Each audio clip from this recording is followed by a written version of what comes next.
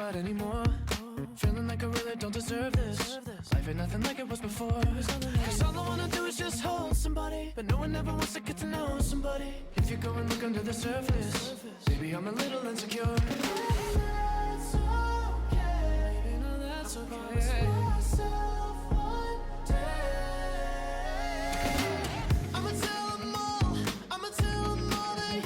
Ladies and gentlemen, please welcome to the stage His Excellency Iván Duque, President of the Republic of Colombia, David Malpass, President of the World Bank Group, and Gerard Baker, Editor-in-Chief of the Wall Street Journal.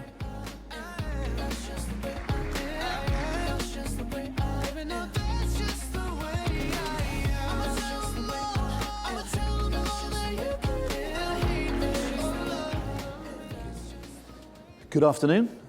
Thank you very much for that welcome. As you heard, I'm Gerard Baker. I'm the editor-at-large with the Wall Street Journal. It's rather a busy news day. You'll have to forgive us. It's for the journalists among us. It's no shortage of things happening today. But anyway, we have a fascinating panel and some really terrific authoritative figures to speak on the subject. The opportunities and risks for Latin America. As you know, it has been a challenging couple of years in Latin America after a long period in which certain parts of the region were experiencing quite considerable success and prosperity driven by pro-market, pro-growth policies. In the last couple of years, there's been significant setbacks. We obviously continue to deal with the tragedy of Venezuela, the challenges of the going on in Argentina, the economic crisis in Argentina, issues surrounding populism of the left and the right in Mexico and Brazil. The Northern Triangle continues to be an issue, and then you have issues like climate change, the broader economic environment of the world, with the tensions between the US and China and global trade tensions. All of that, I think, combining to create a clouded outlook, I think it's fair to say, for the region. But of course we have, as a terrific panel, a couple of great figures to speak on the topic. President Iván Duque of Colombia, thank you very much, welcome. And President of the World Bank, David Malpass. Let me start with you, if I may, President Duque. That general picture that I painted, you know, there is still some significant growth and prosperity in parts of Latin America, but what do you think? Is it right to see Latin America in this broad way, or is this just a collection of very specific, disparate political, social, economic challenges? Well, first of all, thank you, Gerald, for having me in this panel, and also it's a great pleasure to be here with President Malpass from the World Bank. The first reflection I would make is that we regularly see Latin America in a debate between left and right, but I think the real debate is between demagogues and pedagogues. The demagogues are the ones who are always promising the Holy Land, and they build their access to power by creating social turmoil and creating a polarization between rich and poor. And they use that to exacerbate sentiments, and once they get into power, they destroy private initiative. And the pedagogues are the ones who show their people what's the right way to go in terms of fiscal prudence, right investment, focus on the social efforts, but with a sustainable point of view. And I believe that the best showcase on how the demagogues can destroy a country is Venezuela. They destroyed independent institutions, they destroyed the private initiative, they destroyed free press, they impoverished the whole population. And the pedagogues, you see the countries that have embraced the market economy but have also focused on sound social policy. Best example of a pedagogue other than Colombia? I think Colombia is the right case, or one of the cases, because Colombia has lifted more than 3 million people out of poverty. Colombia now this year is going to grow above 3%, while Latin America is going to grow around 0.5%. And it's because we really want to have more private investment, but at the same time be able to close the social gaps. I think some people would say that framing of the battle between demagogues and pedagogues doesn't just apply to Latin America these days. There are lots of places around the world where one could see the same thing. You're saying it. No, I'm not saying it. I'm not, not at all. David Malpass, how do you, at the World Bank, you just took over at the World Bank earlier this year, lots of challenges and opportunities for the bank. As you look at Latin America, what are the primary issues on your agenda? Well, first, igualmente, it's very nice to be on here with President Duque and with Gerard Baker. And as far as taking over the World Bank, that's so I'm privileged to be the president of the World Bank, and we're working together to try to have lots of focus on how countries can do better. That's a huge challenge and takes me to a lot of parts of the world, and we focus on individual programs as well. To your original point, is Latin America a region or countries? And it's both. There are regional issues. So yesterday we worked a lot on the Amazonia, or and Colombia was a leader with others in setting up a forestry program, and so there are regional aspects because several countries. If you think about the history of some of the economic problems of South America, they started from an import substitution model where they divided up the market and said, you produce washing machines and you produce refrigerators, and it didn't work at all. So there needs to be a way that trade can occur across the region. The Caribbean has particular challenges in terms of natural disasters, and so there's commonality and individuality. I do want to say with Honduras, Guatemala, and El Salvador, I think they need to be looked at individually more than people have been doing. They've got each one individual problems in terms of their legal structure or their financial condition, their governance challenges are different among the three. So what we're trying to do at the bank is have both individual programs and, where appropriate, regional. An example in Central America where you can have regional is trade facilitation. You know, they have a problem where goods just aren't going across the borders as much as they could and should. The electricity works in one country and is problematic in another. So finding common solutions to some of the problems. Final point, I'll stop, but Venezuela is a common problem for many of the countries, a big one. I'm glad you ended on that, because I wanted to ask you both, if I may, about that. President Duque, you're obviously directly very much affected by it. The whole region is obviously affected by it too. You know, we've seen despite the optimism that maybe there was an alternative, and the recognized President Guaido is still there, but so is the old incumbent government. What's the right way forward now? More sanctions, tougher pressure? What's next? I made a statement, I think it was yesterday, Gerald, where I was asked about Venezuela. And I always remember that great book that JFK wrote when he was young and his father was ambassador to the UK, called Why England Slept. So the question is, why Latin Americans slept for so many years and allowed that dictatorship to establish in Venezuela? And because it is the most brutal dictatorship we've ever seen in Latin America's recent history. It has destroyed everything.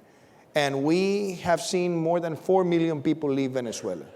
Colombia has 1.4 million Venezuelan brothers and sisters in our soil. We have been providing attention. We have an open border solidarity and fraternity scheme that has been a model, I guess, for the world. But what we, thank you so much. But what we need to acknowledge is fan base here. What we need to acknowledge is people don't end that dictatorship overnight. And some people, I hear sometimes the anguish of, is this going to happen fast? Maybe it's not happening fast, but we just have to persevere on a daily basis. And I just want to say this, Gerald. What we have seen in the last year is very important. I came here last year and I saw Maduro coming to the UN like nothing had happened. Today, we have a coalition of more than 50 countries that have recognized President Guaidó, that have recognized the assembly, and they have put a diplomatic blockade on Maduro. And yesterday, the Inter-American Treaty of Reciprocal Assistance was approved by 16 votes, putting more sanctions on Maduro and putting more pressure. So what we need to ask is not whether Maduro is coming out of power, but what is it that we're going to do to kick him out of power and make the Venezuelan people regain their liberty. David, is there a stronger role for the multilateral institutions here with regard to Venezuela? Is there more that can be done? I mean, obviously both in terms of the support for the surrounding countries and countries that are affected, but a more direct role in bringing this to an end. There are legal difficulties. The representation at the World Bank is still of the current Venezuelan government. At the Inter-American Development Bank, it's switched to the opposition as recognized by that National Assembly. So we're quite involved in refugee programs in Colombia, which is, Colombia is bearing a big financial burden. There's we think 1.4 million people that have come from Venezuela that need health care, that need lots of support. So we try to help with that, and Colombia has been bearing almost all of the fiscal load from that. So there, I think, and what we've done, we did a big study. I don't know how much that can really help, but a study about the refugees from Venezuela, because they're affecting so many countries, right. Ecuador, Peru, and even down to Chile and Guyana, all feeling well, and up through Central America. So Panama has refugees coming in from Venezuela. So that's a burden, and we can operate and help with some of those, but not directly in Venezuela at this point. We have good coordination among the IFIs, so that we work with the IMF and the Inter-American Development Bank closely, almost on a daily basis, in thinking about what the steps would be. Final point, Cuba. I was present this morning at the General Assembly when President Bolsonaro talked about the major problem caused by so many Cuban militarists in Venezuela biasing the situation there. And so if people didn't see it, read some of the statistics and so on that he was citing, because Brazil is one of the feeling a huge impact from Venezuela, from the refugee flow. A quick question on another country, another crisis country, if you like, at the moment, which has been very much in the news in the last few months, is Argentina. David, if I may, with you.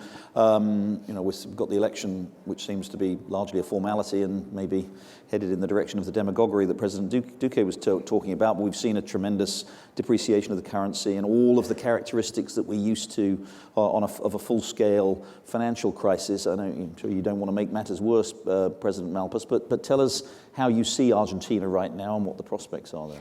Yeah, very challenging situation. I don't want to prejudge the election. It's the Argentines will be voting, so they'll make a decision.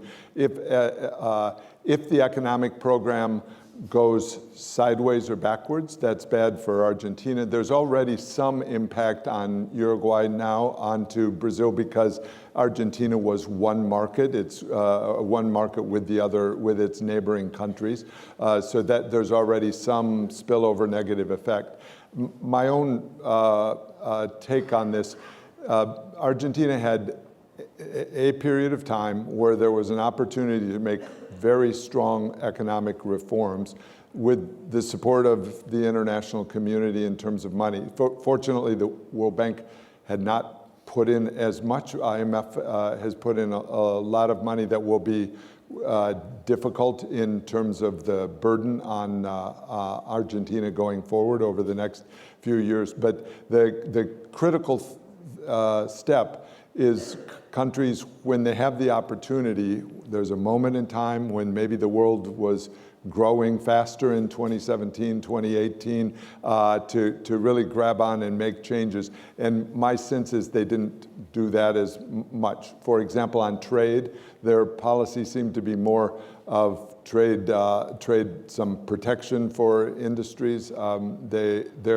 They didn't really dig into the problems in the tax system that have been so problematic. The currency, I think, made progress, so they had inflation coming down, but then it's necessary then to get investment to come in behind. Colombia has showed the other path where when given, or when there's an opportunity, grab on and go fast. President Duque, I want to, in the time we have available, quickly come back to Colombia and the lessons from Colombia.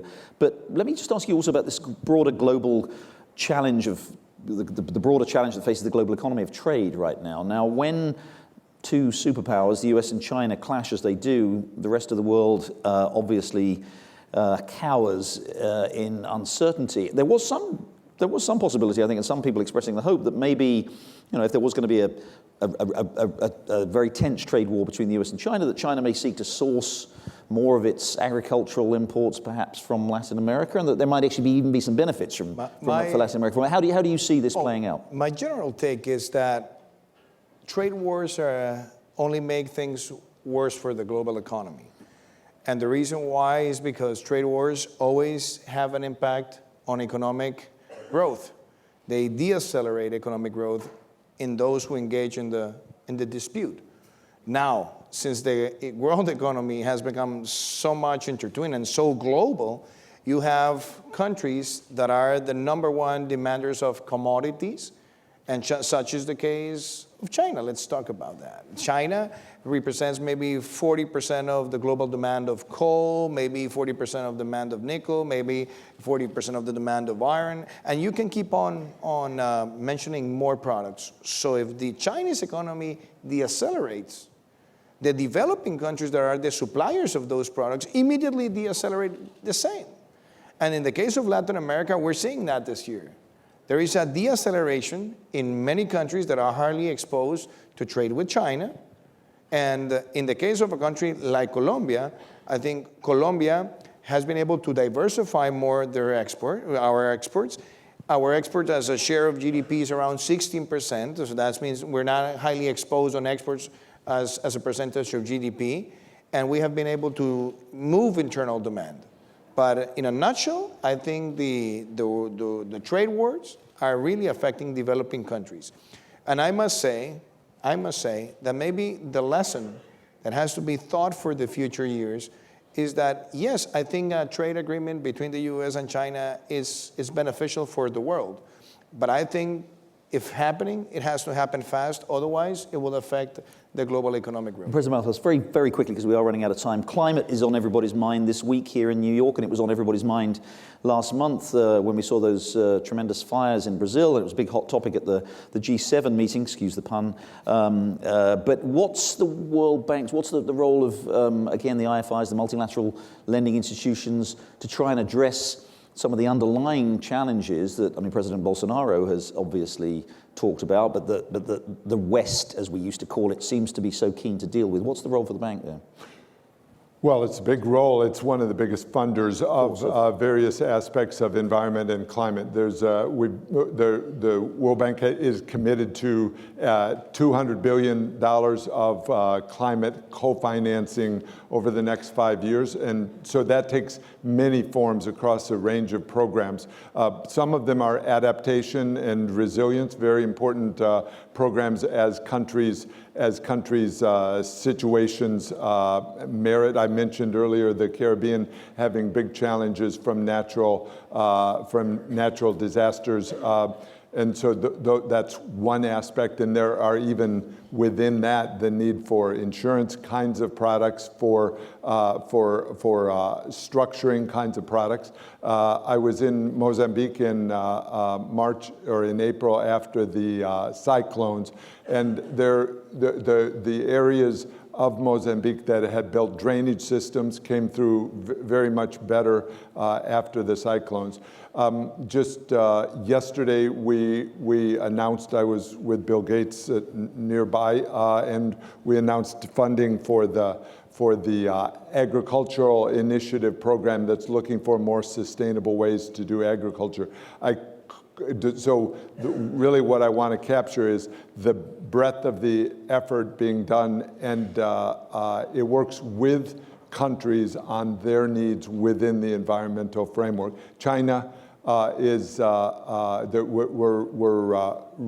we're changing the composition of the lending as China's borrowing from the World Bank goes down and China graduates from the World Bank programs. One of the characteristics is to move the lending toward global public goods, which has been so problematic for China. Thanks. And President Duque, with this, we've got to wrap up. Final brief answer, if you would. I know in Colombia you've been emphasizing sustainable growth. What are the opportunities? Well, I would highlight maybe 4 items. The first thing is energy transition. So in 1 year, we have made a tremendous effort. Colombia has the 6th cleanest energy matrix in the world, but it's 70% concentrated on hydro. But when it comes to non-conventional renewables, we were 0.1% last year. That means we had less than 60 megawatts of installed capacity. We have tripled it in 1 year of the administration, and we want to pass from less than 60 megawatts to 1,500 by 2022. The second thing, clean mobility.